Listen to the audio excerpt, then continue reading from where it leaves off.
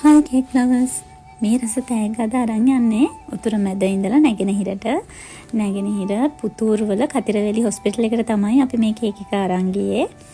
ඉස්රායෙල් වල ඉන්න ආදරණීය හස්බන්ඩ්ගෙන් එයාගේ වයිෆ්ට තමයි මේ රස තෑග්ග අපි අරගෙන ගියේ.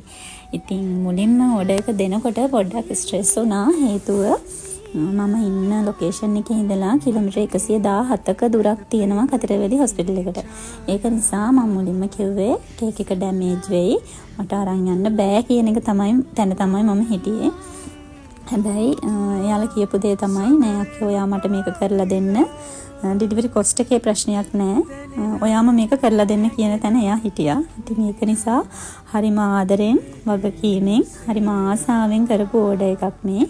ඉතින් එයාලත් ගොඩාක් සතුටු වුණා. ඒ වගේම කියන්න ඕන දෙයක් තමයි කතරවැලි හොස්පිටල් එකේ ඉන්න ස්ටාෆ් එක මට ගොඩාක් සපෝට් කරා මේක මේ සර්ප්‍රයිස් එක කරගන්න. ඉතින් මේ මිස්ටර් හරිම ආදරය කරන මේ ස්ටාෆ් එකක් තමයි එතන ඉන්නේ. ඒ වගේ මේ මිනිස්සුත් හරිම ආදරණීයයි.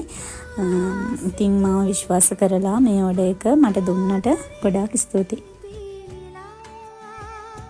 මට සිහි වෙලා